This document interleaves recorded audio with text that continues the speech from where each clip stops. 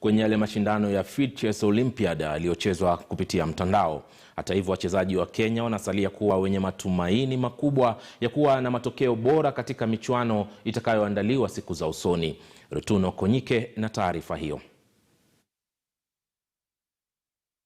Tarehe 2 mwezi Agosti, azimio la Kenya kufuzu daraja la 3 liliangua patupu baada ya kutitigwa katika mechi zake zote raundi ya 3 kwenye mashindano ya chess ya mtandaoni. Siku hiyo Joseph Methu, Martin Njoroge na Krishi Shah ndio wachezaji pekee waliopata ushindi. I feel very sad that we did not manage to get through, but we shall take this as a learning curve. So we trained very hard for this event. I personally trained for 3 to 4 hours every day just for this event. And to think that we didn't manage to compete any further in the tournament, such as we go to the next level, it's a very big shame. It was rather disappointing because we expected to make it at the very least 3rd place, but fortunately that is not the case. So now I think we should use that experience to improve and next time come back strong. Michuano hii haikuwa rahisi kwa Wakenya, ijapokuwa ilikuwa fursa kwao kupata ujuzi timilifu utakaotumika kuasisi vipaji vyao, jambo ambalo wachezaji walifurahia. This is extremely different to playing at international or local tournament, because now we're just playing with people who go to chess school. They specifically train just for chess alone. And it's a very big achievement and privilege that we're getting to play such great countries and to be able to win these teams, as in we are able to beat these players at the game. Just shows that Kenya does too have a lot of potential, and we are a strong country in itself.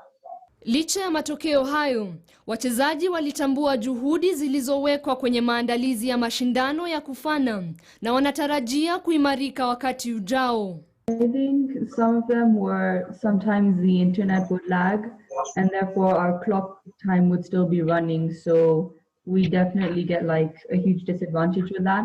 And sometimes, like, because it's computers, like the mouse can slip or anything can happen. And sometimes that can cause you to maybe move a piece you didn't want to move or something, which can also be like another challenge. I definitely think next time we'd definitely be more prepared, and the issues we had this time will be resolved. Kenya ilimaliza jumla katika nafasi ya 6 kwenye kundi A daraja la 4, huku Hong Kong, Thailand na Chinese Taipei wakifuzu kushiriki mechi za daraja la 3, watakapochuana na nchi 12 kuwania nafasi katika daraja la 2. Rutuno Konyike, KTN Michezo. Kwingineko, mchezaji mahiri wa klabu ya Gaspo FC Winnie Mugeshi Kanyotu alisaidia timu yake kumaliza katika nafasi ya 2 kwenye ligi kuu ya kinadada baada ya kupachika mabao 15 msimu uliokamilika.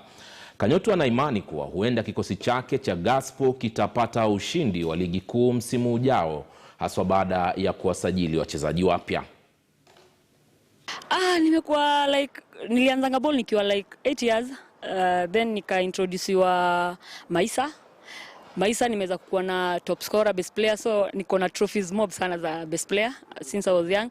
Then ndo nikakuja nikachezea Mathare ikani nature for 5 years nikiwa shule, still I was in school.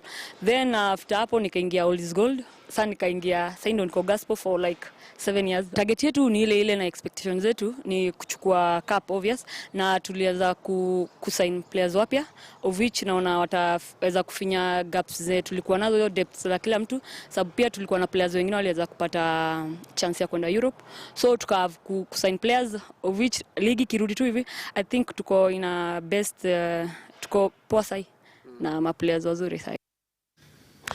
Na hatimaye nahodha na bingwa wa kombe la dunia akiwa katika kikosi cha Uhispania, mlinda lango Iker Casillas ametangaza rasmi kustaafu, huku akiwa